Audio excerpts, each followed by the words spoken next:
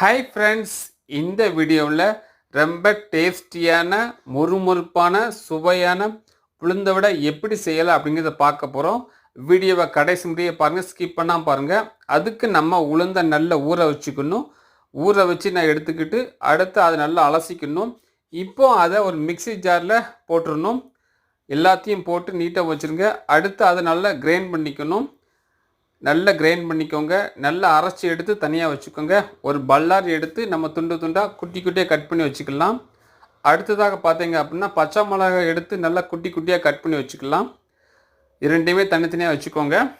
அடுத்து நம்ம இஞ்சி கொஞ்சம் டேஸ்ட்டு கூட்டி கொடுக்கும். அதனால இங்கே என்ன பண்ணிக்கோங்கன்னா இஞ்சியை ரொம்ப பொடிசாக குட்டி குட்டியாக வெட்டிக்கோங்க. ஏன்னா கிரைண்ட் பண்ண மாதிரி இருக்கணும். அதுக்காக நீங்கள் குட்டி குட்டியாக வெட்டிக்கோங்க. அதையும் ஒன்றா வச்சுக்கோங்க. அடுத்து கொத்தமல்லி இலை. இந்த கொத்தமல்லி இலையை பார்த்தீங்கன்னா குட்டி குட்டியாக ஷேப்பாக அழகாக கட் பண்ணிக்கோங்க. நல்லா கிரைண்ட் பண்ண மாதிரி இந்த பாருங்கள். இது நாலுமே ஒன்றா வச்சுக்கோங்க.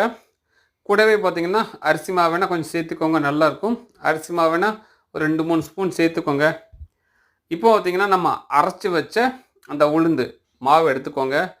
அரைச்சி வச்ச உளுந்து மாவு எடுத்து இப்போ நல்லா மிக்ஸ் பண்ணிக்கலாம். நல்லா மிக்ஸ் பண்ணிக்கோங்க. எதுவுமே மிக்ஸ் ஆகாமல் இருக்கக்கூடாது. எல்லாமே நல்லா அழகாக மிக்ஸ் பண்ணிக்கணும். நல்லா கலந்து விட்டு நல்லா அழகாக மிக்ஸ் பண்ண பிறகு இப்போ பார்த்தீங்க அப்படின்னா உப்பு சேர்த்துக்கோங்க. தேவையான அளவு நம்ம உப்பு சேர்த்துக்கணும். இப்போ நம்ம ஸ்டவ் ஆன் பண்ணி ஒரு கடாயில் எண்ணெயை தேவையான அளவு ஊற்றி இப்போ நம்ம மாவை என்ன பண்ணால் அந்த உளுந்தோட ஷேப்பு ரெடி பண்ணி இப்போ நம்ம எண்ணெயில் போட்டோம்னா உளுந்தோட ரெடி ஆகிட்டு இருக்கு பாருங்கள்.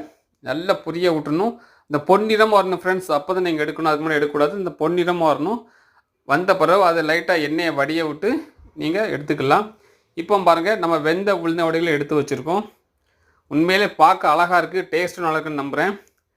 ஆமாம் ஃப்ரெண்ட்ஸ், பார்க்க சூப்பராக இருக்குது. இப்போ நம்ம இந்த உளுந்தோட டேஸ்ட் பார்க்கலாம். பிச்சு பார்த்தா உள்ளே சூப்பராக வந்துருக்கு ஃப்ரெண்ட்ஸ். டேஸ்ட்டும் சூப்பராக இருந்துச்சு.